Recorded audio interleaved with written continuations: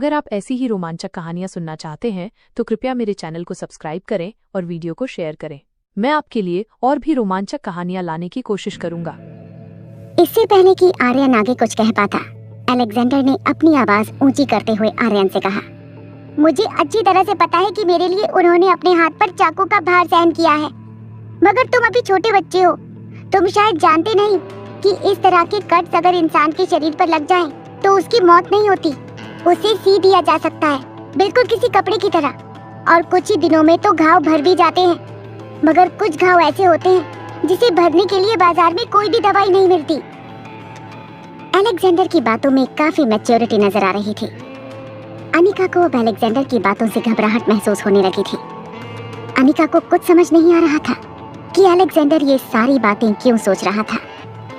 Alexander ने अनिका से कहा, इतनी आसानी से आपने माफ कर दिया उन दोनों नौकरों को? सिर्फ नौकरी से निकाल देने से उनकी सजा पूरी नहीं हो जाती।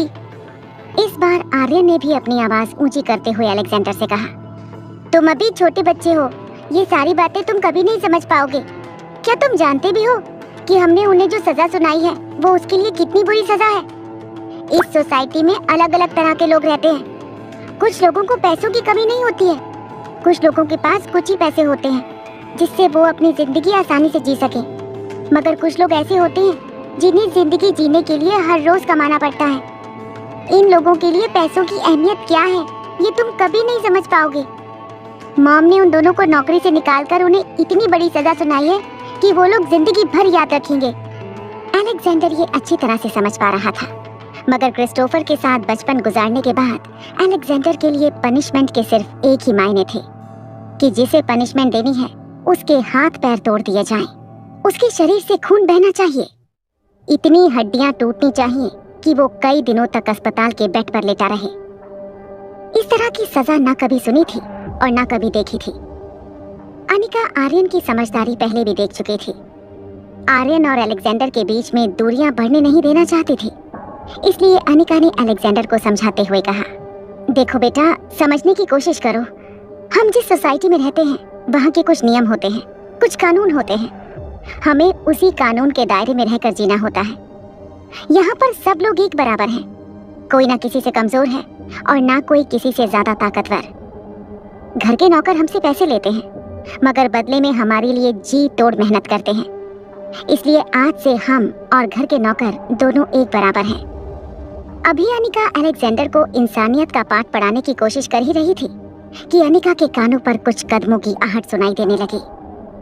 जब अनिका ने मुड़कर देखा तो वही दोनों नौकर आयुष मारवा के साथ अनिका के पास चले आ रहे थे। आयुष को अपनी ओर आता हुआ देखकर आर्यन ने अलेक्जेंडर और रिया के हाथ पकड़ लिए और धीमी आवाज में अलेक्जेंडर से कहा, मॉम ने उन दोनों नौकरों को इतनी आसानी से क्यों जाने दिया? इस बात का जवाब अभी तुम्हें मिल जाएगा। अलेक्जेंडर आर्यन की बात समझ नहीं पाया था, मगर वो गौर से आयुष को देखने लगा। अनिका के पास आकर आयुष ने अपने दोनों बाहें खोलकर अनिका को हक करने की कोशिश की। अनिका ने आयुष को जब ऐसा करने से रोक लिया तो आयुष ने मुस्कुराते हुए अनिका से कहा, अरे भाभी जी, अब तक आपकी शादी हुई नहीं और आपने अपने घर में अपना हुक्म चलाना शुरू कर दिया। बाप रे, मुझे तो अपने भाई पर तरस आ रहा है। इतनी गरम मिजाज की पत्नी के साथ पता नहीं रोहित किस तरह पूरी जिंदगी निभा पाएगा। चलो, शेर को भी पिंजरे में कैद करने वाला कोई तो घर में आने वाला है। अपनी ही बात पर आयुष जोर जोर से हंसने लगा। कुछ देर बाद अपनी हंसी कंट्रोल करते हुए आयुष ने अनिका की ओर देखकर कहा, वैसे मेरी होने वाली भाभी जी से क्या मैं एक सवाल पूछ सकता हूँ कि आपने इन दोनों बेचारों को नौकरी से क्यों निकाल दिया है? वैसे मैंने इन दोनों से पूछने की बहुत कोशिश की, मगर लगातार रोए जा रहे हैं। रोते हुए जो बोल रहे हैं वो भाषा मेरी समझ में नहीं आ रही। इसीलिए मैंने सोचा चलो आप ही से चलकर पूछ लेता हूँ कि आखिर माजरा हुआ क्या है। अनिका ने अपने दोनों हाथ फोल्ड करते हुए आयुष की ओर देखकर कहा, इन दोनों ने अपने मालिकों की पीठ पीछे उनकी बुराई की है। क्या ये कारण काफी है इन दोनों को नौकरी से निकालने के लिए? अनिका की बात सुनकर आयुष झूठ मूठ चौंक गया और अपने दोनों हाथ हवा में लहराते हुए कहने लगा, और ये तो बहुत बड़ा गुनाह है। भले ही मैंने ही इन दोनों को नौकरी पर रखा है, मगर ये दोनों के कॉन्ट्रैक्ट में लिखा गया है कि इन्हें कभी भी अपने मालिकों के खिलाफ कुछ नहीं कहना है। और अगर इन दोनों ने इस तरह की हरकत की है तो इन्हें सजा जरूर मिलेगी, मिलनी भी चाहिए। चलो मैं इन दोनों को नौकरी से निकाल देता हूँ। आयुष की बात सुनते ही दोनों नौकर आयुष के पैरों में गिरकर गिड़गिड़ाने लगे। आयुष ने दोनों को इग्नोर करते हुए अनिका से कहा, अच्छा हुआ भाभी आपने मुझे बता दिया, वरना मुझे तो पता ही नहीं चलता कि मैंने अपने ही आस्तीन के सांप पाल रखे हैं। अब इन दोनों को अच्छी तरह से पता चलेगा कि मारवा खानदान में रहने के बावजूद मारवा खानदान की बुराई करने का क्या अंजाम होता है। ना सिर्फ इन्हें नौकरी से निकाला जाएगा, बल्कि कॉम्पनसेशन के तौर पर पिछले 3 साल से इन्हें हमारे घर में जो तनख्वाह मिली है वो भी हमें लौटानी होगी। आयुष की सजा सुनकर दोनों नौकर की सिसकियां भरने लगी थी, उनके हाथ पैर कांपने लगे थे। आयुष ने अपने दोनों हाथ जेब में डालकर मुस्कुराते हुए अनिका से कहा, वैसे भाभी कॉन्ट्रैक्ट में एक और चीज लिखी है कि अगर किसी कारणवश हमें इन्हें नौकरी से निकालना पड़े तो हमें इनकी एजेंसी को सबूत देना होगा कि हम इन्हें क्यों नौकरी से निकाल रहे हैं। एंड आई एम श्योर कि आपके पास तो सबूत जरूर होंगे। भाभी जी अगर आप बुरा न माने तो क्या मैं वो सबूत देख सकता हूँ? अनिका चुपचाप कुछ देर तक आयुष को देखती रही। नन्हे से आर्यन ने अलेक्जेंडर और रिया के कानों में बड़ी ही धीमी आवाज में कहा, देखा तुम लोगों ने, इतना आसान नहीं होता है इतने बड़े घर में कोई भी कदम उठाना। ये आयुष चाचा काफी चालाक है, पापा और मम्मा को नीचा दिखाने के लिए वो कुछ भी कर सकते हैं। हमारे देश में कुछ कायदे कानून होते हैं, हमें जिसका पालन करना होता है। अगर बिना किसी सबूत के हमने इन नौकरों को नौकरी से निकाल दिया तो ये लोग उल्टा हम पर भी केस कर सकते हैं। अलेक्जेंडर ने भी दबी हुई आवाज में आर्यन से पूछा, मगर तुमने इन्हें ऐसा करते हुए अपने कानों से सुना है, फिर सबूत की क्या जरूरत है? अलेक्जेंडर की ये बात सुनकर आर्यन ने अपने माथे पर अपना एक हाथ मारते हुए कहा, अरे हमें पता है कि वो लोग गलत हैं, मगर वो लोग हमारे पास गलत होने का सबूत मांग रहे हैं, क्योंकि वो तो उल्टा यही कहेंगे कि हम दोनों झूठ बोल रहे हैं और उन्होंने ऐसी कोई गलती की ही नहीं है। और हमें उनकी एजेंसी को सबूत दिखाना होगा, वरना उनकी एजेंसी उल्टा हम पर केस कर सकती है। इसीलिए तुमसे कह रहा था कि कोई भी कदम उठाने से पहले हमें यहाँ 100 बार सोचना पड़ता है। आयुष ने अपनी बात आगे बढ़ाते हुए अनिका से कहा, भाभी आप बस मुझे वो सबूत दे दीजिए, फिर देखिए मैं इन लोगों की क्या हालत करता हूँ। इन लोगों को ऐसा सबक सिखाऊंगा कि ये लोग जिंदगी भर याद रखेंगे। अनिका खामोश खड़ी आयुष की सारी बातें सुनती रही। अनिका को चुपचाप खड़ा देखकर आयुष के चेहरे पर फिर से मुस्कान आ गई। आयुष ने अनिका से कहा, भाभी अब जल्दी से मुझे सबूत दिखा दीजिए ताकि मैं इन दोनों को अच्छा सबक सिखा सकूं। अब ये मत कहना कि आपके पास कोई सबूत नहीं है। आप जितनी समझदार और पढ़ी लिखी लड़की इस देश के कायदे कानून तो अच्छी तरह से जानती है। अगर हमने बिना सबूत के इन लोगों पर किसी भी तरह की एक्शन लेने की कोशिश की तो ये लोग अपनी एजेंसी के साथ मिलकर उल्टा हमारे ऊपर ही मुकदमा कर सकते हैं। और आप तो जानती हैं कि मारवा खानदान पर मुकदमा करने का क्या मतलब है। इन लोगों की फ्री में पब्लिसिटी हो जाएगी और हमारे खानदान की इज्जत पर हमारे दुश्मनों को दाग लगाने का मौका मिल जाएगा। मुझे उम्मीद है कि आपने ये कदम उठाने से पहले जरूर इन सब चीजों के बारे में सोच लिया होगा। अनिका अच्छी तरह से जानती थी कि आयुष उसे एक जाल में फंसाने की कोशिश कर रहा था। जब आयुष ने देखा कि अनिका अपनी जगह पर चुपचाप खड़ी आयुष को देखे जा रही थी, तब आयुष ने झूठ मूठ घबराने का नाटक करते हुए कहा, भाभी अब ये मत कहिएगा कि आपके पास कोई सबूत नहीं है, वरना ये लोग पता नहीं हमारे साथ क्या करेंगे। आयुष की बातें सुनकर दोनों नौकरों को भी आयुष का इशारा समझ में आ गया था। दोनों नौकर अपनी जगह से खड़े होते हुए आयुष को कहने लगे, देखें सर, हमने ऐसा कुछ किया ही नहीं है जिसकी आप हमें इतनी बड़ी सजा दे रहे हैं। हम तो गार्डन में खड़े आपस में कुछ बात कर रहे थे कि मैडम अचानक ही आकर हम पर चिल्लाने लगी और हम पर पता नहीं क्यों इस तरह का झूठा इल्जाम लगाने लगी, मगर हमने तो ऐसा कुछ कहा ही नहीं है। अगर आप लोगों ने सबूत नहीं दिखाए तो हम हमारी एजेंसी में आप लोगों की कंप्लेंट कर देंगे। आप जानते हैं कि लेबर लॉ आज हमारे देश में कितने खड़े हैं। हम अपने साथ नाइंसाफी नहीं होने दे सकते। हम लोग गरीब हैं तो क्या हुआ, हम आपके खरीदे हुए गुलाम नहीं हैं। धीरे धीरे अलेक्जेंडर को नियम और कायदे कानून के बारे में काफी सच्चाई पता चलने लगी थी। अलेक्जेंडर अब ये भी समझ चुका था कि आखिर अनिका दोनों नौकरों के साथ इतनी नरमी से क्यों पेश आ रही थी।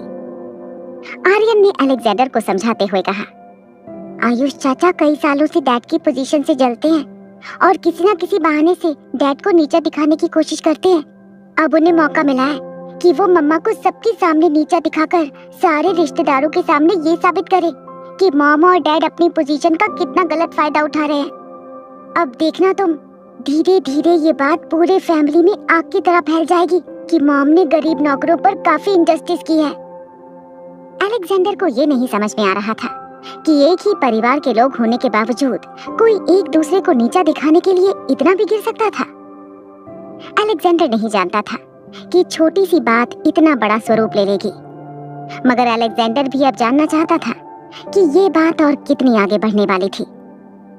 कुछ ही देर में घर के कुछ मेंबर्स नीचे जमा होने लगे। ऐसा लग रहा था जैसे आयुष ने पहले ही घर के कुछ मेंबर्स को नीचे बुला लिया था।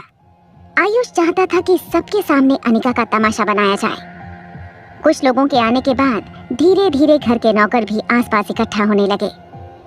घर के नौकरों में ये बात फैलाई गई थी कि अनिका आते ही नौकरों पर हुक्म चलाने लगी थी, और अभी तो अनिका की शादी भी नहीं हुई थी कि अनिका ने घर के नौकरों को बर्खास्त करना शुरू कर दिया था।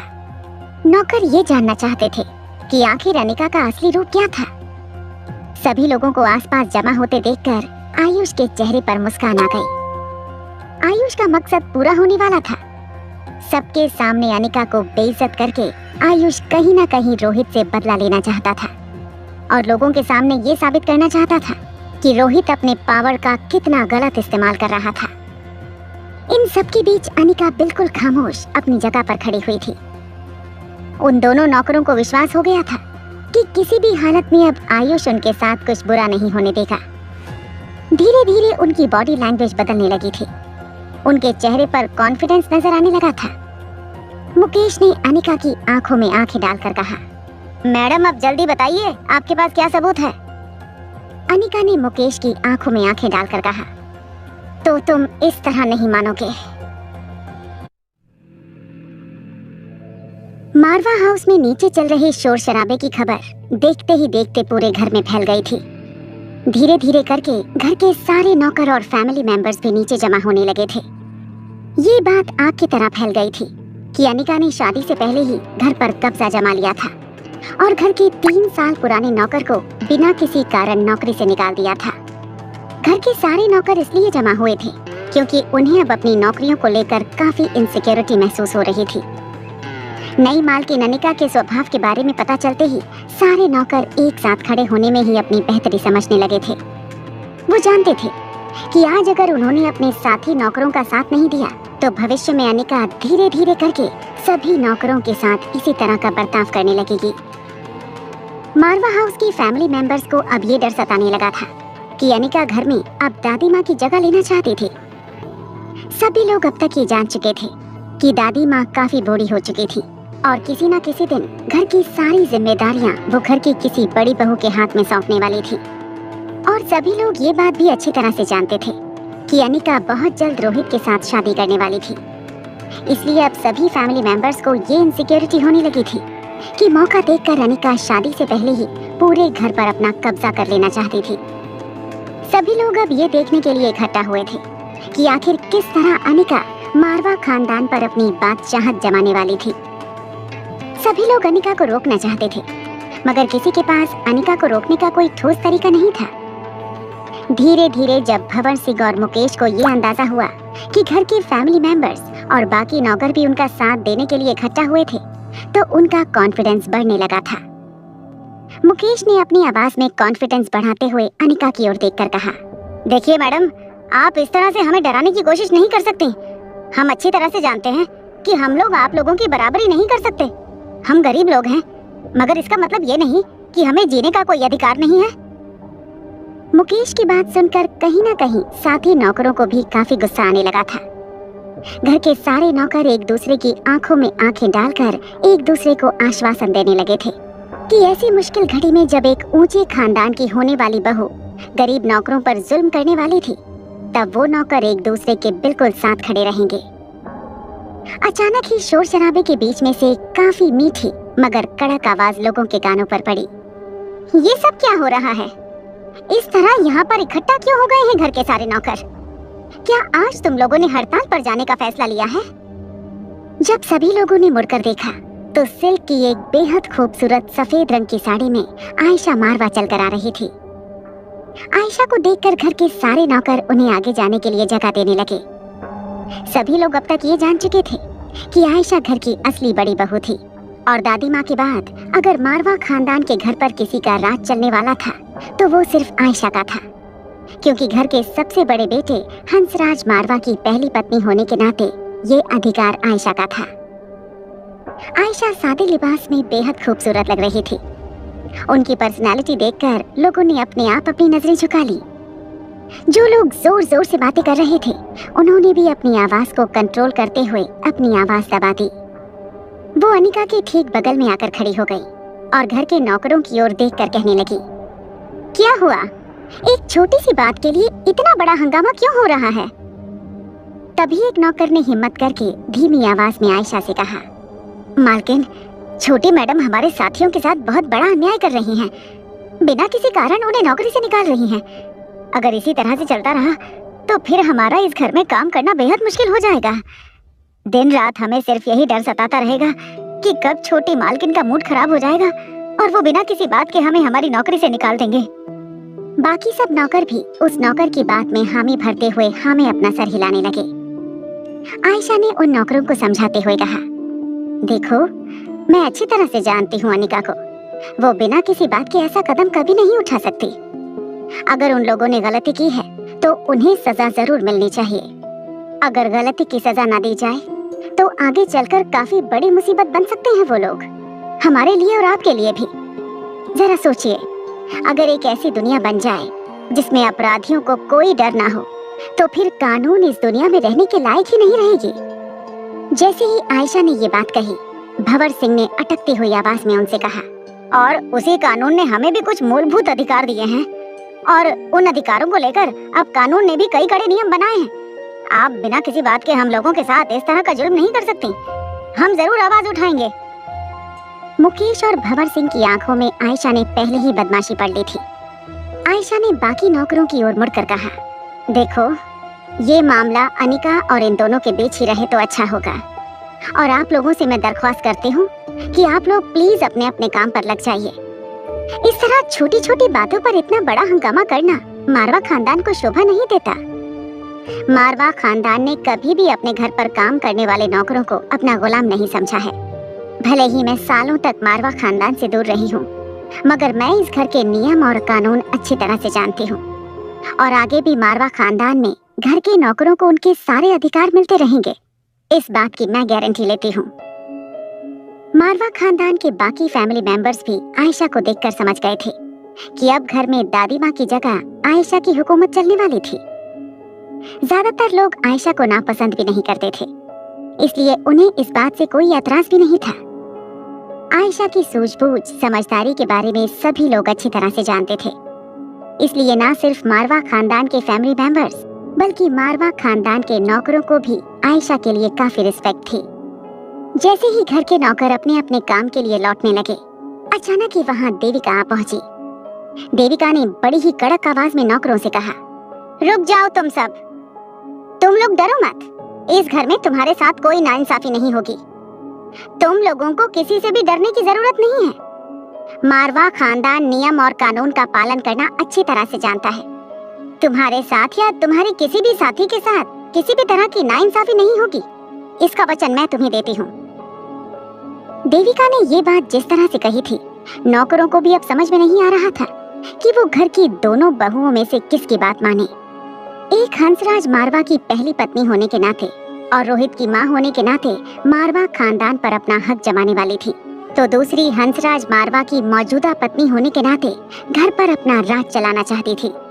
मगर दोनों ही बहुओं में से नौकरों को इस वक्त देविका की बात सुनने में ही अपनी भलाई लगी थी। देविका ने आयशा की ओर देखकर कहा, ये क्या कर रही हो तुम आयशा? इस तरह से अगर पेश आओगी और अपनी बहू की जिद पूरी करने के लिए घर के गरीब नौकरों पर जुल्म करने लगोगी तो देखते ही देखते ये बात सब लोगों में फैल जाएगी। और तुम तो जानती हो कि इस वक्त मारवा खानदान कितने बड़े टेंशन से गुजर रहा है। शेयर बाजार में कितनी बड़ी उथल पुथल हो गई है, ये तो तुम अच्छी तरह से जानती हो। अब अगर ऐसी बातें लोगों में फैलने लगी कि मारवा खानदान के लोग अब अपने पैसों की अकड़ अपने घर के नौकरों पर भी दिखाने लगे हैं, तो इन नौकरों की एजेंसी हमें छोड़ेगी नहीं।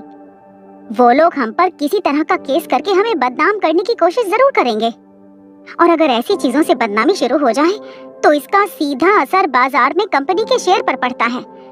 इतना तो तुम अच्छी तरह से जानती होगी। भंवर सिंह और मुकेश ने पहले ही आसपास ऊंचे खानदान में काम कर रहे अपने साथी नौकरों को मैसेज करके ये बात बता दी थी कि मारवा खानदान में उनके साथ बहुत नाइंसाफी हो रही है। इसलिए धीरे धीरे मारवा हाउस के गेट के बाहर भी नौकरों के एक यूनियन ने अपने साथियों को बुलाना शुरू कर दिया था। आयशा बेहद ही खूबसूरत और प्रभावशाली व्यक्तित्व वाली औरत थी, जबकि देविका खूबसूरत तो थी, मगर देविका के बात करने का तरीका, उसके चलने का अंदाज और अपने आप को कैरी करने का अंदाज आयशा के सामने कुछ फीका था। अगर दोनों की तुलना की जाए तो देविका ने जरूर काफी महंगे कपड़े और ऑर्नामेंट्स पहन रखे थे और आयशा काफी सादे लिबास में थी। ना ही आयशा ने अपने शरीर पर किसी भी तरह के जेवरात पहन रखे थे, मगर फिर भी आयशा की पर्सनैलिटी देविका से काफी ज्यादा इम्प्रेसिव लग रही थी।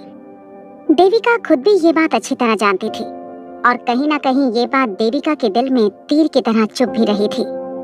अपनी आवाज में थोड़ी नरमी लाते हुए देविका ने आयशा से कहा, देखो, अगर अपनी बहू की हर नाजायज जिद पूरी करके तुम रोहित के दिल में जगह बनाना चाहती हो तो तुम ही बहुत गलत कर रही हो।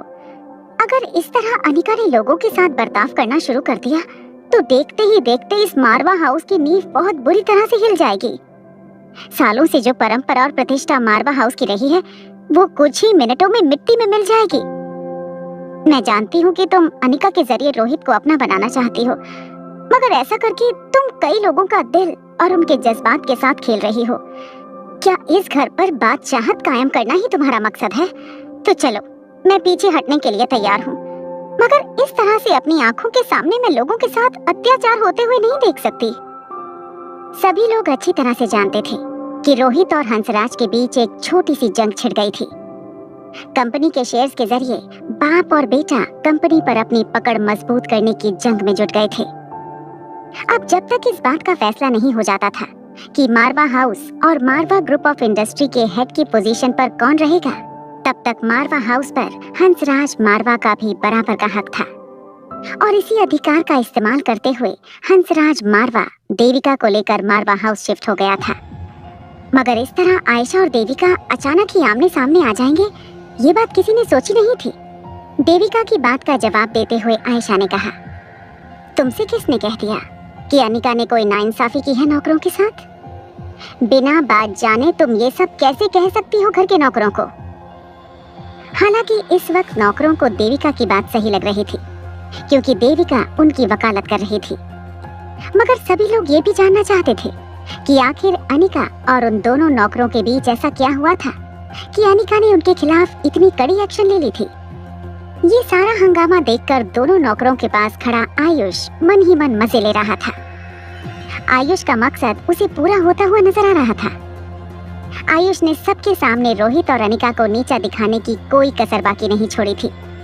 लोगों की नजर में अब ये डर दिखाई देने लगा था, अगर इसी तरह रोहित अपनी जिद पर अड़ा रहा तो बहुत जल्द मारवा खानदान दो हिस्सों में बंट जाएगा, और अगर ऐसा हुआ तो घर को संभालना बेहद मुश्किल हो जाएगा। आयुष ने झूठ मूठ के इमोशंस दिखाते हुए आयशा और देविका के पास जाकर कहा, देखिए, एक छोटी सी बात को बहुत बड़ा बनाया जा रहा है। मैंने तो सिर्फ होने वाली भाभी से इतना पूछा है कि अगर इन दोनों ने कोई गलती की है तो मुझे सबूत दिखा दीजिए, मैं इनके खिलाफ कड़ी से कड़ी कार्रवाई करूंगा। मगर भाभी सबूत देने को राजी ही नहीं है, और अगर भाभी के पास कोई सबूत नहीं है तो हम चाह कर भी इनके खिलाफ कोई एक्शन नहीं ले सकते। तभी सभी के कानों पर अनिका की आवाज पड़ी, किसने कहा मेरे पास कोई सबूत नहीं है? अनिका की बात सुनते ही अचानक ही घर के सारे नौकर हैरान रह गए। मुकेश और भंवर सिंह भी हैरानी से एक दूसरे को देखने लगे। अचानक ही जो शोर मच रहा था वो बिल्कुल शांत हो गया। सबकी नजरें अब अनिका पर टिकी हुई थी। भंवर सिंह और मुकेश को समझ नहीं आ रहा था कि आखिर किस प्रकार का सबूत अनिका लोगों को दिखाने वाली थी। वो लोग ये बात अच्छी तरह से जानते थे कि हालांकि मारवा हाउस के हर कोने में सीसीटीवी कैमरा लगाए गए थे, मगर उन दोनों ने जो भी बातें कही थी, सीसीटीवी कैमरा के फुटेज के जरिए वो सुन पाना नामुमकिन था। फिर अनिका कौन सी सबूत की बात कर रही थी? सोच सोच कर वो दोनों नौकर परेशान होने लगे। उनके ठीक बगल में खड़ा आयुष भी अपनी आंखें बड़ी करके उन दोनों की ओर देखने लगा। आयुष आंखों के इशारे से उन्हें पूछना चाहता था कि अनिका के पास कौन से सबूत थे, मगर भंवर सिंह और मुकेश दोनों खुद अनिका की बात सुनकर हैरान थे। उन्हें खुद भी आयुष की बात का जवाब नहीं पता था। अनिका अगर सबके सामने सबूत रख देती तो इससे देविका भी काफी बेइज्जत होने वाली थी। इसलिए देविका अटकती हुई आवाज में अनिका से पूछने लगी, अगर तुम्हारे पास सबूत है तो हम सबको दिखाओ। आखिर इन दोनों ने ऐसा क्या किया है जिसकी वजह से इतना बड़ा हंगामा खड़ा हो गया? जैसे ही देविका ने ये बात कही, अनिका ने मारवा हाउस की एक सीनियर मेंबर के हाथ में अपना फोन रखा और एक रिकॉर्डिंग शुरू कर दी। उस वीडियो क्लिप में साफ तौर पर दिखाई भी दे रहा था और सुनाई भी पड़ रहा था कि मुकेश और भंवर सिंह ने क्या क्या बातें की थी, किस तरह से मुकेश और भंवर सिंह ने घर के लोगों की बुराई की थी और खासकर आयशा को लेकर कुछ असंवैधानिक कमेंट भी किए थे। एक नौकर होकर मालिक के बारे में इस तरह की बातें करना बेहद शर्मनाक था। भंवर सिंह और मुकेश की बातें सुनकर घर के बाकी सारे नौकर काफी शर्मिंदा हो गए। वो जानते थे कि आज भंवर सिंह और मुकेश के कारण उन सब का सर शर्म से झुक गया था। मारवा खानदान ने हमेशा ही अपने नौकरों को काफी प्यार से रखा था, उन्हें काफी इज्जत दी थी, मगर आज भंवर सिंह और मुकेश ने इस तरह की हरकत करके सभी लोगों का सर शर्म से झुका दिया था। फिर वो वीडियो फुटेज लोगों को दिखाई गई जिसमें वो दोनों आयशा के बारे में इस तरह की बातें कर रहे थे, और साथ ही 2 दिन पहले की वो फुटेज भी अनिका ने सभी लोगों को दिखाई जिसमें वो दोनों अलेक्जेंडर और आर्यन के बारे में बेतुकी बातें कर रहे थे। आर्यन ने पहले ही अपने फोन के जरिए उन दोनों की बातें रिकॉर्ड कर ली थी, क्योंकि आर्यन जानता था कि सच्चाई बताने पर वो दोनों जरूर अपनी बात से पलट जाएंगे और कहेंगे कि हमने ऐसा कुछ कहा नहीं है। छोटी सी उम्र से आर्यन अच्छी तरह से जानता था कि लोगों के सामने अगर सच को सच साबित करना है तो सबूत होना बहुत जरूरी है। आर्यन ने अपनी सूझबूझ से दोनों नौकरों के बीच होने वाली बातचीत को मोबाइल फोन के जरिए रिकॉर्ड कर लिया था। आज भी जब अनिका और आर्यन भंवर सिंह और मुकेश की बातें सुन रहे थे, तब चुपके से आर्यन ने उन दोनों की सारी बातें रिकॉर्ड कर ली। जब अनिका को दोनों नौकरों पर गुस्सा आया और वो उन्हें रोकने के लिए आगे बढ़ी, तब आर्यन ने अनिका को ऐसा करने से रोक लिया था, और जब तक पूरे सबूत आर्यन के हाथ नहीं लगे, अनिका बिल्कुल खामोश रही। सबूत जब आर्यन के मोबाइल फोन में रिकॉर्ड हो गया, तब अनिका ने अपनी आवाज ऊंची करते हुए भंवर सिंह और मुकेश को अपने पास बुलाया। सबूत देखकर दोनों नौकरों की आंखें फटी के फटी रह गईं। दोनों के हाथ पांव बिल्कुल ठंडे पड़ चुके थे। उन्हें अब इस बात का एहसास हो चुका था कि बहुत जल्द उनकी जिंदगी बर्बाद होने वाली थी। न सिर्फ ऊंचे खानदान के लोग उन्हें कभी नौकरी पर नहीं रखेंगे, बल्कि उनके साथी नौकर भी अब उन पर भरोसा नहीं करेंगे। यहाँ तक कि एजेंसी के हाथों सबूत लगते ही एजेंसी वाले भी उन पर कड़ी कार्रवाई करेंगे। दोनों जब हाथ जोड़कर मदद के लिए आयुष की ओर आगे बढ़े, तब अचानक ही आयुष ने अपनी कमर का बेल्ट निकालकर दोनों नौकरों को पीटना शुरू किया। आयुष लगातार दोनों नौकरों को बेल्ट से मारता रहा। दोनों नौकर आयुष से रहम की भीख मांग रहे थे, मगर आयुष उनकी बातों को लोगों के कानों पर नहीं पड़ने देना चाहता था। आयुष परिवार के सामने ये नहीं पता चलने देना चाहता था कि वो दोनों नौकर आयुष के आदमी थे। दोनों नौकरों की आवाज को दबाने के लिए आयुष ने उन दोनों को बुरी तरह से पीटना शुरू कर दिया। आयुष उन्हें पीटते हुए मारवा हाउस के मेन गेट तक ले गया। जब उसको इस बात का एहसास हुआ कि बाकी फैमिली मेंबर्स और नौकर पीछे रह गए, तब आयुष ने उन दोनों को पीटना बंद किया। भंवर सिंह और मुकेश ने रोते हुए आयुष के पांव पकड़ लिए और कहा, मालिक, हमने आपके लिए लगातार 3 साल तक काम किया है, हमें बचा लीजिए वरना हम बर्बाद हो जाएंगे।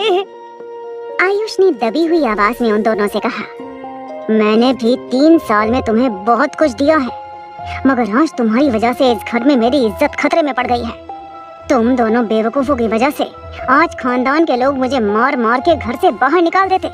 अगर उन्हें पता चल जाता कि तुम दोनों मेरे आदमी हो, और चले जाओ यहाँ से, और दोबारा कभी अपनी शक्ल मत दिखाना मुझे, वरना वो हाल करूँगा कि अपनी शक्ल आईने में खुद नहीं पहचान पाओगे। अंदर खड़े सभी लोग अब हैरानी से अनिका की ओर देखने लगे थे। लोगों को समझ नहीं आ रहा था कि अगर अनिका के पास इतना बड़ा सबूत मौजूद था तो फिर उसने पहले ही आयुष के कहने पर वो सबूत आयुष को क्यों नहीं दिखा दिया था। अनिका के ठीक बगल में खड़ी आयशा इस सवाल का जवाब अच्छी तरह जानती थी। देविका का सर शर्म से झुक गया था। देविका ने सोचा था कि घर वालों के सामने देविका आयशा को नीचा दिखाकर ये साबित कर देगी कि दादी माँ इतनी सालों तक जो जिम्मेदारियां अच्छी तरह से निभाती आ रही थी, उन जिम्मेदारियों को उठाने के काबिल अगर घर में कोई मौजूद था तो वो सिर्फ देविका थी। मगर अब बाजी पूरी तरह से पलट चुकी थी। देविका ने हैरानी से अनिका की ओर देखकर पूछा, सबूत दिखाने में तुमने इतनी देर क्यों कर दी? अनिका इस सवाल का जवाब देती उससे पहले आयशा ने देविका से कहा, देखो देविका, मैं अच्छी तरह से जानती हूँ कि तुम इस घर में किस मकसद से आई हो, मगर मुझे अफसोस के साथ कहना पड़ेगा कि इस घर की बागडोर तुम्हारे हाथों में सौंपना खतरे से खाली नहीं होगा, क्योंकि अभी अभी हम सबने देख लिया कि तुम किस तरह से डिसीजन लेती हो। हाँ, इस घर में नौकरों को काफी सम्मान से रखा जाता है, मगर घर की मुखिया होने के नाते तुम्हें ये भी ध्यान रखना होगा कि किसी का सम्मान रखने के चक्कर में कहीं तुम अपने ही खानदान को लोगों की नजरों में बेइज्जत ना कर दो। और आज हम सब ने देख लिया कि तुम सिक्के का सिर्फ एक ही पहलू देखती हो, मगर हर सिक्के के दो पहलू होते हैं। ये बात तुम्हें अच्छी तरह ध्यान रखनी चाहिए। मुझे नहीं लगता कि घर की सारी जिम्मेदारियां उठाने के लिए अभी तुम तैयार हो। तुम इस वक्त सिर्फ हंसराज को खुश रखो, इसी में तुम्हारी भलाई है। आयशा का ये ताना सुनकर देविका का चेहरा शर्म से लाल हो गया था। सभी लोग एक बात अच्छी तरह से जानते थे कि कई सालों तक देविका हंसराज मारवा के साथ बिना शादी के रहती रही थी, और ऐसी औरतों को समाज में काफी नीची नजरों से देखा जाता है।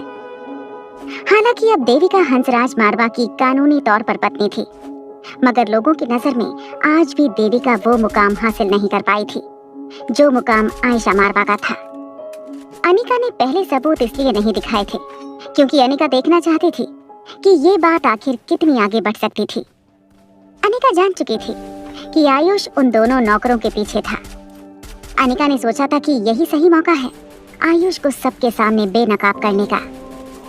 इसलिए जब आयुष अपनी चाल चल रहा था, तब अनिका खामोश खड़ी आयुष की हर चाल को बारीकी से देख रही थी। अनिका उस मौके की तलाश में थी जब आयुष अपने ही बुने हुए जाल में खुद फंस जाता, मगर इससे पहले कि आयुष अपने ही जाल में फंस जाता, आयुष के बिछाए हुए जाल में देविका ने पांव रख दिया। जब अनिका ने देखा कि देविका आयशा से उसकी पोजीशन और उसकी रिस्पेक्ट छीनना चाहती थी, तब अनिका ने अपना प्लान बदल दिया। अब अनिका की नजर आयुष से हटकर देविका पर जम गई थी। अनिका अब जान चुकी थी कि देविका को सबक सिखाना जरूरी हो गया था, वरना देविका आयशा को मारवा हाउस में चैन से नहीं जीने देती। इसलिए जब अनिका पूरी तरह से कन्विंस हो गई कि देविका सबके सामने अपना सारा जहर उगल चुकी थी, तब अनिका ने अपना आखिरी वार किया। अब लोग समझ चुके थे कि आयशा ही वो औरत थी जो दादी माँ के बाद मारवा खानदान की बागडोर संभालने के काबिल थी। आयशा मारवा ने सूझबूझ से न सिर्फ खानदान की इज्जत और आबरू बचाई थी, बल्कि घर के नौकरों को भी ये बता दिया था कि वफादारी का इनाम प्यार होगा, मगर एहसान फरामोशी की सजा जरूर मिलेगी। घर की बाकी औरतों के सामने देविका का कदम बिल्कुल छोटा पड़ चुका था। देविका किसी भी बहाने से वहां से निकलना चाहती थी, मगर जैसे ही देविका ने बहाना बनाते हुए वहां से जाने की कोशिश की, आयशा ने उसे रोकते हुए कहा, वैसे तुम्हें इस घर में किसी भी तरह की तकलीफ हो तो मुझसे कहना, तुम्हारी हर तकलीफ दूर कर दी जाएगी। आखिर घर आए मेहमानों की देखभाल करना अब मेरी जिम्मेदारी है। वहां गेट के पास खड़े आयुष ने कुछ पैसे देकर उन दोनों नौकरों को मारवा हाउस से रफा दफा कर दिया। आयुष अच्छी तरह से जानता था कि अगर उन दोनों ने किसी के सामने अपनी जबान खोली तो आयुष के लिए काफी महंगा पड़ सकता था। आयुष हमेशा से चाहता रहा था कि किसी तरह वो रोहित को लोगों की नजरों में नीचा दिखाए, ताकि लोगों को ये लगे कि रोहित कंपनी और परिवार की बागडोर संभालने के लायक नहीं है। आयुष कई सालों से रोहित की गद्दी पर बैठने के ख्वाब देख रहा था। जब भी आयुष को लगता कि वो अपने मकसद की ओर एक कदम आगे बढ़ रहा था, तब अचानक ऐसा कुछ होता कि वो कुछ और कदम पीछे हटने पर मजबूर हो जाता था। आज भी वही हुआ था। आयुष ने अपने दोनों हाथ कमर पर रख दिए। आयुष समझ नहीं पा रहा था कि आखिर किस्मत उसका साथ क्यों नहीं दे रही थी। हर बार जब भी उसे ऐसा लगता कि वो रोहित को इस खेल में पछाड़ने के बेहद करीब था, तभी बाजी पलट जाती और रोहित बिना खेल में उतरे ही जीत जाता। आज रोहित की जीत अनिका की वजह से हुई थी। आयुष मारवा हाउस में 6th फ्लोर पर बनी रोहित की पर्सनल ऑफिस की ओर कुछ देर तक देखता रहा। आयुष को कांच की खिड़की से रोहित की परछाई नजर आ रही थी। आयुष लगातार रोहित की परछाई को देखता रहा।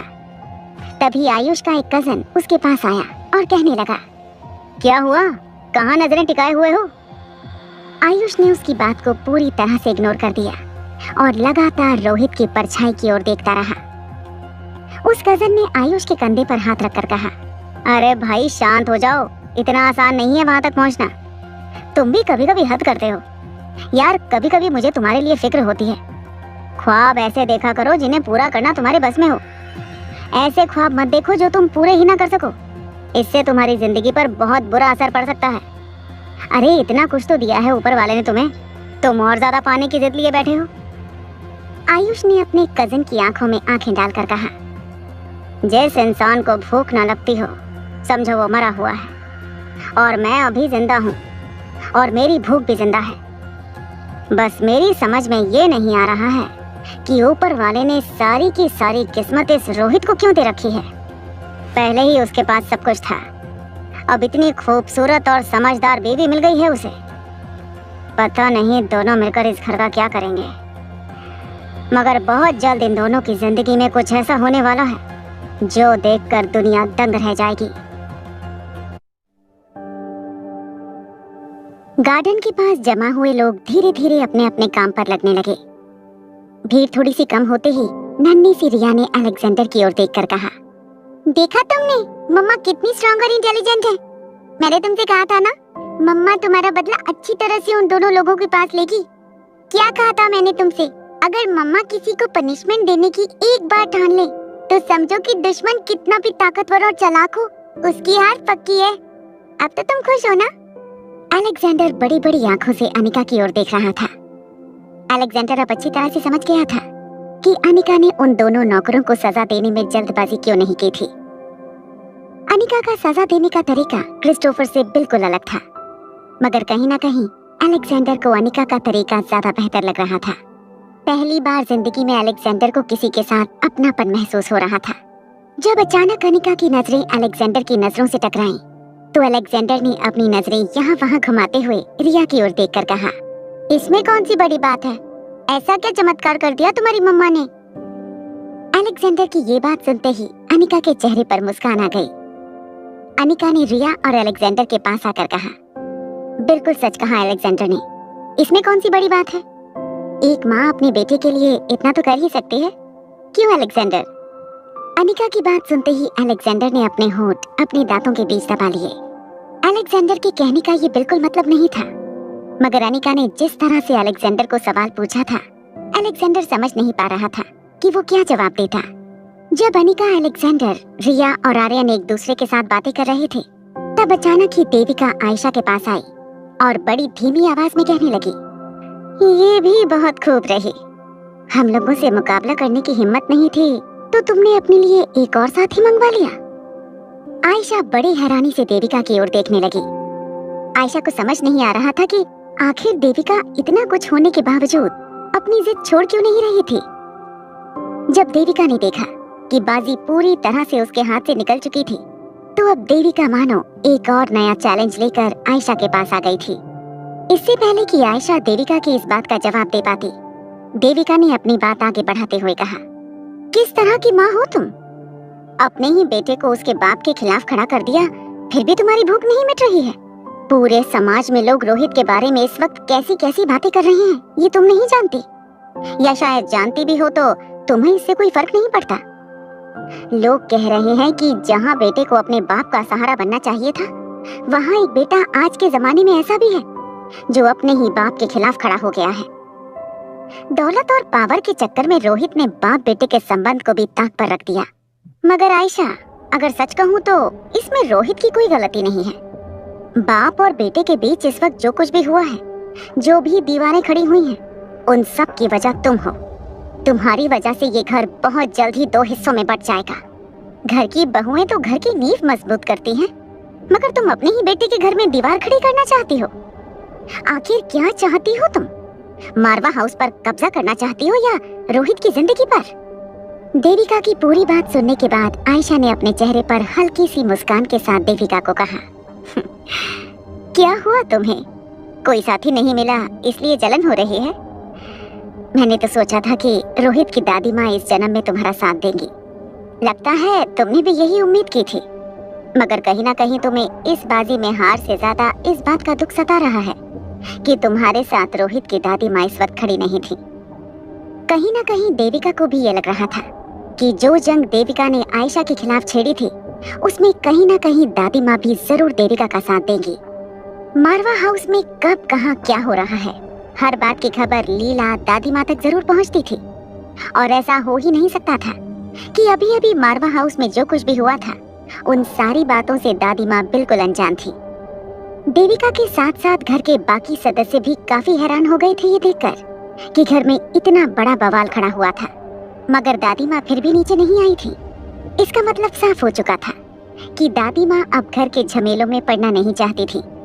दादी माँ जानती थी कि अब घर की बागडोर धीरे धीरे आयशा मारवा अपने हाथों में ले लेगी, और इसीलिए दादी माँ ने घर में जो कुछ भी हुआ था उसे पूरी तरह से नजरअंदाज कर दिया था। कहीं ना कहीं अपने कमरे में बैठी दादी माँ ने भी जब ये सब कुछ सुना था, तब वो दोनों बहुओं के बीच पड़कर अपने सर पर परेशानी नहीं लेना चाहती थी। वो दोनों में से अब किसी के भी खिलाफ होकर किसी एक के साथ दुश्मनी नहीं मोल लेना चाहती थी। देविका के चेहरे पर अब परेशानी साफ नजर आने लगी थी। देविका इससे पहले कि आयशा की इस बात का कोई जवाब दे पाती, अनिका ने देविका के पास आते हुए देविका से कहा, क्या हुआ आंटी जी, अब आपको क्या हो गया? मैं देख रही हूँ जब से आप हमारे देश में आई हैं, किसी न किसी बहाने से मेरे होने वाली सास को परेशान करने की कोशिश कर रही हैं। कहीं ऐसा तो नहीं है कि आपको उनके रूप रंग और उनकी सुंदरता से जलन हो रही है? वैसे एक बात कहूँ, जब मैंने इन्हें पहली बार देखा था तब मुझे भी लगा था कि अगर कुदरत ने किसी औरत को सुंदरता दी हो तो एक हम उम्र औरत होने के नाते शायद आपको इनसे जलन हो रही है। मगर क्या कर सकते हैं, कुदरत भी उन्हीं का साथ देती है जो कुदरत की रिस्पेक्ट करना जानते हैं। अनिका की बात देविका को तीर की तरह चुभी थी। खुद आयशा भी नहीं चाहती थी कि अनिका आयशा के लिए देविका के साथ अपने संबंध बिगाड़ती रहे। आयशा जानती थी कि देविका कितनी खतरनाक औरत थी और आयशा अनिका को इन सब बातों से दूर ही रखना चाहती थी। मगर इससे पहले कि आयशा अनिका को रोक पाती, अनिका ने अपनी बात पूरी कर ली थी। अनिका की बात पूरी होते ही देविका ने आयशा की ओर देखकर कहा, बहुत खूब, तुम दोनों को लग रहा है कि तुम दोनों के पास रोहित का साथ है, इसीलिए तुम मेरे साथ जो चाहे कर सकती हो।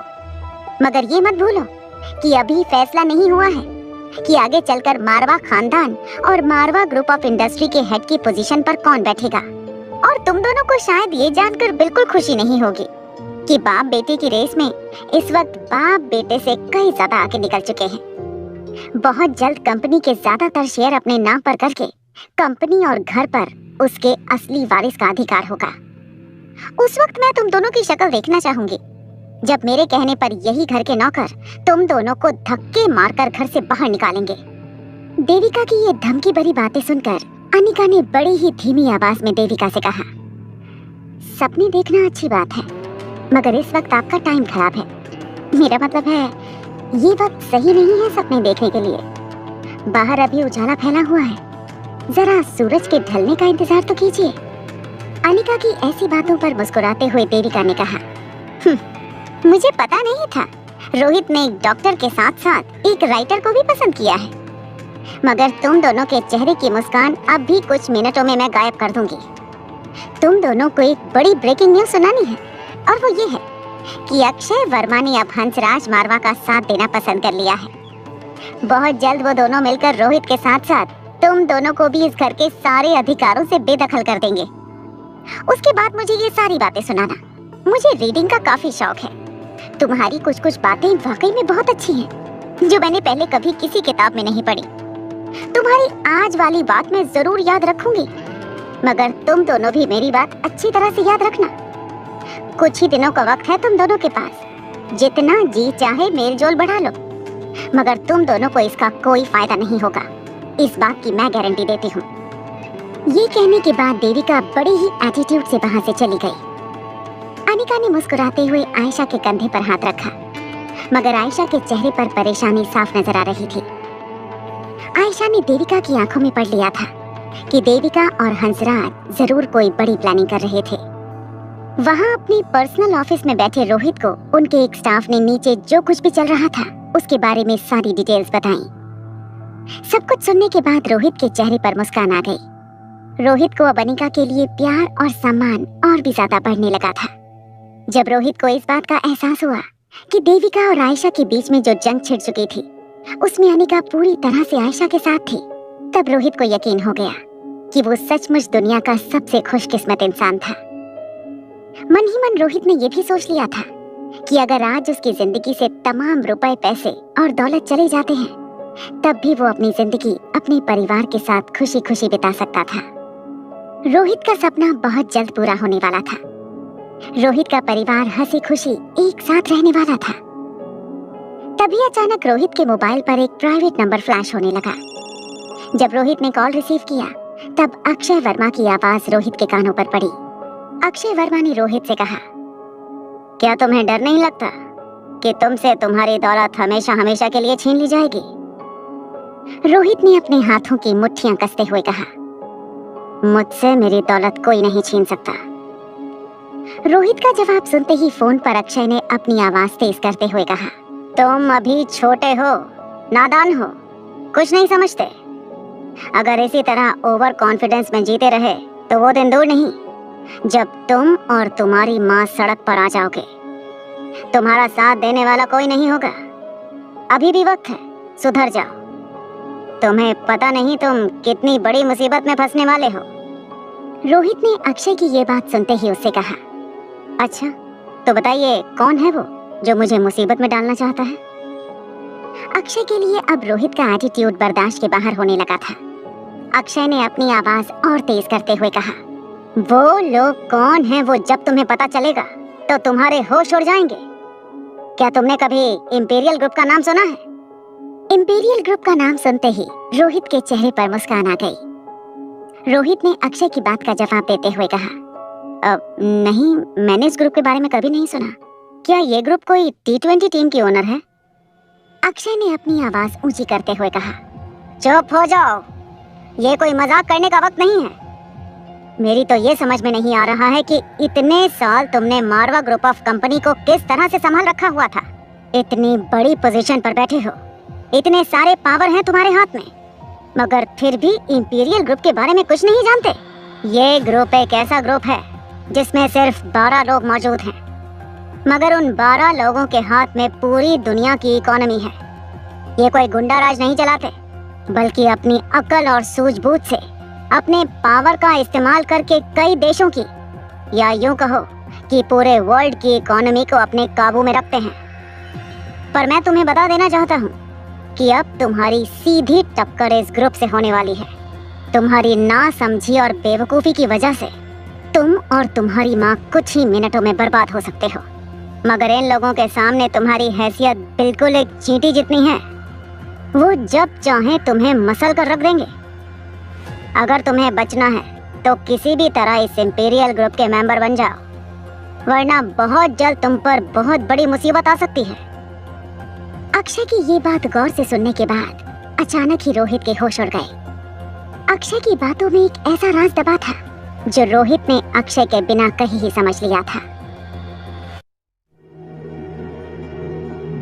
रोहित को अक्षय की बातें सुनकर ये अंदाजा लग गया था कि कहीं ना कहीं अक्षय रोहित को इस मुसीबत से बाहर निकालने का रास्ता दिखा रहे थे। पहले ही उनकी आवाज काफी कड़क थी और उनका मिजाज काफी गर्म था, मगर रोहित भी काफी शातिर और चालाक बिजनेसमैन था। अपनी क्लाइंट्स की आवाज में हो रही वाइब्रेशंस को देखकर रोहित समझ जाता था कि सामने बैठा आदमी किस मकसद से रोहित के पास आया था। आज अक्षय की आवाज से रोहित को ये महसूस हो गया था कि कहीं ना कहीं अक्षय रोहित और आयशा को बचाने की कोशिश कर रहा था। अक्षय तरह तरह की धमकियां देकर रोहित को डराने की कोशिश कर रहा था।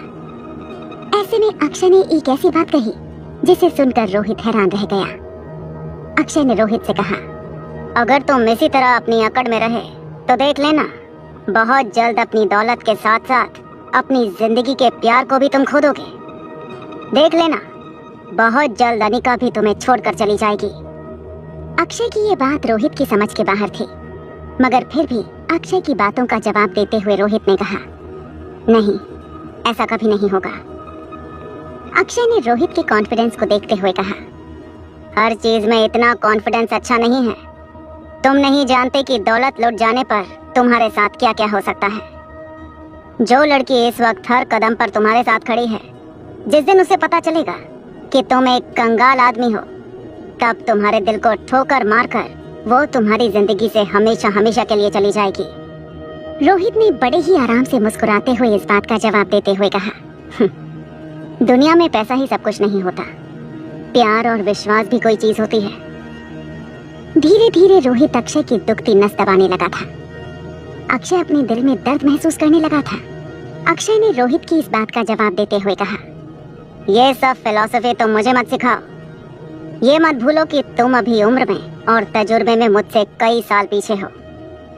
रोहित ने अक्षय से अचानक पूछा, देखिए, मैं अच्छी तरह से जानता हूँ कि आप मुझसे और मेरी माँ से नफरत नहीं करते, फिर ये सब ढोंग करने की क्या जरूरत है। रोहित की ये बात अक्षय के कानों पर पड़ते ही अक्षय ने चीखते हुए रोहित से कहा, बर्बाद कर देना चाहता हूँ मैं तुम दोनों को। बिल्कुल पसंद नहीं करता मैं आयशा को। उस औरत ने मुझे धोखा दिया है। रोहित ने इस बात का पलटकर जवाब देते हुए कहा, अगर इतनी ही नफरत थी आपको मेरी माँ से, तो जब आपने मुझे किडनैप किया था उस वक्त आपने मुझे मार क्यों नहीं दिया। आपके पास पावर है, पैसा है, आपके लिए तो ये काम बहुत आसान हो सकता था। जिस औरत ने आपको धोखा दिया है, आपकी जिंदगी बर्बाद करके रख दी, उसका इकलौता बेटा जब आपके हाथ लगा तब आपने उसे जिंदा क्यों छोड़ दिया। मुझे मारकर आप उस इंसान को जिंदगी की सबसे बड़ी सजा दे सकते थे जिससे आप इतनी नफरत करते थे। मगर जानते हैं आपने ऐसा क्यों नहीं किया? क्योंकि आप चाहे अपनी जबान से कितना भी कह दो कि आप मेरी माँ से नफरत करते हैं, मगर दिल ही दिल में आप अभी भी उनसे उतना ही प्यार करते हैं जितना कॉलेज के जमाने में किया करते थे। रोहित की ये बात सुनकर अचानक ही फोन पर लंबी खामोशी छा गई।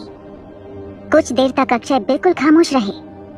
रोहित ने अपनी बात आगे बढ़ाते हुए कहा, मैं भी एक इंसान हूँ, अच्छी तरह समझ सकता हूँ कि आपके दिल पर क्या गुजरी होगी उस वक्त जब अचानक ही आपको ये पता चला होगा कि जिस इंसान से आपने इतना प्यार किया वो किसी और की हो गई। आपके दिल में इस बात का गम जरूर था, मगर आप अपने दिल से कभी भी उस मोहब्बत को नहीं मिटा पाए जो आपके लिए अब जीने की वजह बन चुकी थी। आप चाहते तो एक अकेली औरत को मारकर अपना बदला पूरा कर सकते थे। आप जानते थे कि आयशा मारवा परिवार से दूर अकेली ही अपनी जिंदगी गुजार रही थी। ना कोई सिक्योरिटी का खतरा था और आपके पास भी पावर की कोई कमी नहीं, मगर फिर भी आपने इतने सालों में कभी भी उन पर जानलेवा हमला करने की कोशिश नहीं की, क्योंकि मैं जानता हूँ आपका इरादा उन्हें नुकसान पहुंचाना था ही नहीं। अपने बेटे से अलग करके आपने उन्हें ये एहसास दिलाने की कोशिश की कि अपने प्यार से दूर रहने का मतलब क्या होता है, मगर फिर भी कहीं ना कहीं आप हमेशा ही उनकी सेफ्टी और सिक्योरिटी के बारे में सोचते रहे और आज भी आपके दिल में कोई बदलाव नहीं आया है। जब आपको पता चला कि बाप बेटे की जंग में बेटा हार सकता है, तो आपको सबसे पहले ये ख्याल आया, अगर मैं हार गया तो आयशा का क्या होगा। रोहित की हर बात में कड़वी सच्चाई छुपी थी। अक्षय वर्मा के पास रोहित की बातों का कोई जवाब नहीं था। कुछ देर बाद अपनी चुप्पी तोड़ते हुए अक्षय ने कहा, तुम्हारी माँ ने मेरे साथ जो भी किया उसके बाद वो ये सब कुछ डिजर्व नहीं करती है।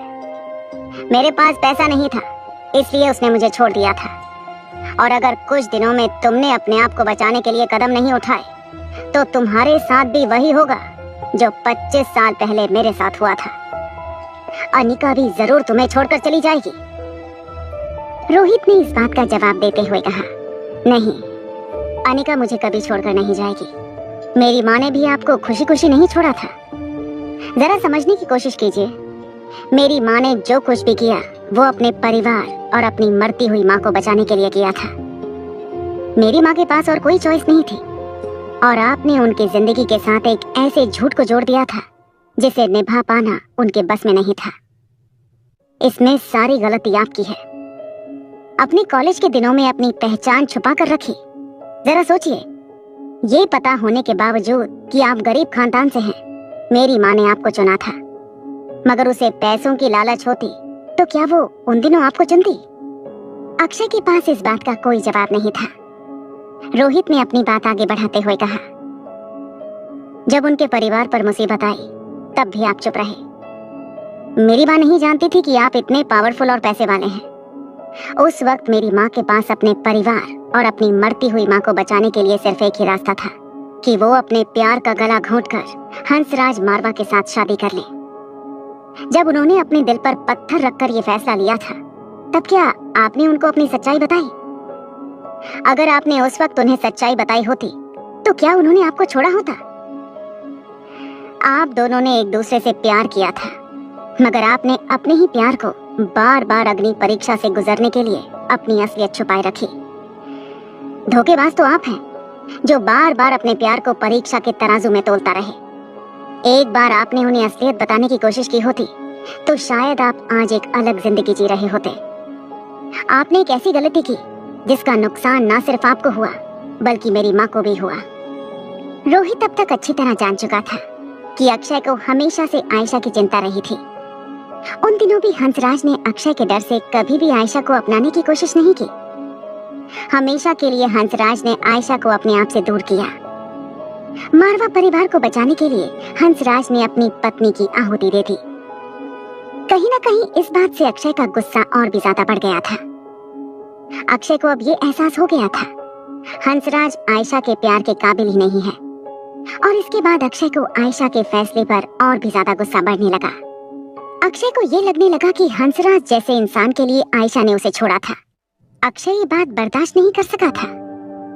अक्षय ने आयशा से सच्चा प्यार किया था और ये कहा जाता है कि अगर तुम्हारा प्यार सच्चा है तो तुम्हारी खुशी अपने प्यार की खुशी में होती है। अक्षय ये जान चुका था कि आयशा हंसराज के साथ शादी करके पछतावे की जिंदगी जी रही थी, जिसे देखकर अक्षय को आयशा के फैसले पर और भी ज्यादा नफरत होने लगी थी। आयशा के फैसले पर हो रही नफरत कभी भी अक्षय के दिल में आयशा के लिए नफरत नहीं पैदा कर पाई, वरना इतना पावरफुल आदमी जब चाहे आयशा को खत्म करके अपना बदला पूरा कर सकता था। मगर उसने कभी ऐसा नहीं किया। रोहित समझ चुका था कि उसने जो कुछ भी सोचा था वो सब सही था। अक्षय की खामोशी ने रोहित को सब कुछ सच सच बता दिया था। कुछ देर बाद बड़ी धीमी आवाज में अक्षय ने रोहित से कहा, वो अगर चाहती तो उस वक्त मेरा साथ दे सकती थी, मगर उसने मुझ में और हंसराज में हंसराज को सिर्फ इसलिए चुना क्योंकि उसे पैसों की लालच थी। रोहित ने बड़े ही आराम से अक्षय को समझाते हुए कहा, उन्होंने अपने प्यार में और परिवार में अपने परिवार और अपनी मरती हुई माँ की जिंदगी चुनी। अगर वो ऐसा नहीं करती तो शायद आप उसे अपने प्यार के लायक भी नहीं समझते। रोहित की बात में इतनी सच्चाई थी कि खुद अक्षय को ये महसूस हुआ कि इतने साल जो अक्षय ने आयशा के बारे में सोच सोच कर गुजारे थे वो सब कुछ गलत था। वो सिर्फ एक झूठ था जिसे अक्षय ने अपने मन से पैदा किया था। मगर अक्षय भी अपने फैसले से इतनी जल्दी फिसलने वाला नहीं था। अपने फैसले की दलील पेश करते हुए अक्षय ने रोहित से कहा, तुम्हारी माँ ने जो मेरे साथ किया, अगर तुम मेरी जगह होते तो क्या करते? रोहित ने बड़ी शांति से इस बात का जवाब देते हुए कहा, पहली बात तो अगर मैं आपकी जगह होता तो बार बार अपने प्यार को इस तरह अग्नि परीक्षा में नहीं रखता। रिश्ते को निभाने के लिए अगर सबसे ज्यादा किसी चीज की जरूरत है तो वो एक दूसरे पर विश्वास। आपने कभी अपने प्यार पर विश्वास ही नहीं किया था। दरअसल जितना कमजोर हंसराज का प्यार था उतना ही कमजोर आपका भी प्यार था। एक तरफ एक ऐसा इंसान था जो अपने परिवार की इज्जत और आबरू बचाने के लिए अपनी पत्नी की आहुति देना चाहता था, तो दूसरी तरफ एक ऐसा आशिक था जो लगातार 3 साल तक अपने प्यार की परीक्षा लेता रहा और अपनी जिंदगी की सच्चाई से उसे हमेशा अंधेरे में रखा। आप इस वक्त जो भी भुगत रहे हैं उसके जिम्मेदार सिर्फ आप हैं। प्यार में धोखा हुआ है ये समझकर दरअसल आप अपनी ही नजरों में अपने आप को गुनहगार साबित होने से रोकना चाहते हैं, क्योंकि कहीं ना कहीं आप खुद भी ये बात अच्छी तरह जानते हैं कि आपके टूटे हुए रिश्ते के लिए सिर्फ और सिर्फ आप जिम्मेदार हैं।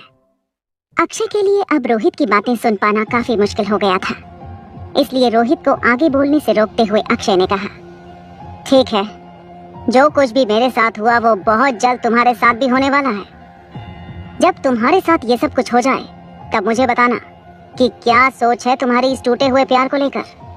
रोहित ने इस बात का जवाब देते हुए कहा, अनिका हमेशा मेरे साथ खड़ी रहेगी। मैं ये बात अच्छी तरह जानता हूँ। मैंने कभी भी अपने प्यार को अग्नि परीक्षा में रखकर उसे परखने की कोशिश नहीं की है। हम दोनों का एक दूसरे पर विश्वास है और उसी विश्वास पर हमारा प्यार कायम है और आगे भी कायम रहेगा। रोहित की इस बात पर अक्षय जोर जोर से हंसने लगा। अक्षय ने रोहित से कहा, ठीक है, अगर तुम्हें इतना ही यकीन है अपने प्यार पर तो चलो मेरे साथ एक छोटी सी शर्त लगा लो। बहुत जल्द तुम्हें पता चल जाएगा कि असली प्यार के मायने क्या होते हैं। इस वक्त अनिका और उसके घर वाले तुम्हें पूरी तरह से सपोर्ट कर रहे हैं, मगर क्या आगे भी ऐसा ही होता रहेगा, इसकी गारंटी ले सकते हो? अगर तुम्हारा जवाब हाँ है तो फिर चलो मुझसे एक शर्त लगाओ। अक्षय की बात सुनकर रोहित हैरान रह गया। रोहित ने अक्षय से पूछा, बताइए क्या शर्त है आपकी? अगर आप ऐसी ही रोमांचक कहानियां सुनना चाहते हैं तो कृपया मेरे चैनल को सब्सक्राइब करें और वीडियो को शेयर करें। मैं आपके लिए और भी रोमांचक कहानियां लाने की कोशिश करूंगा।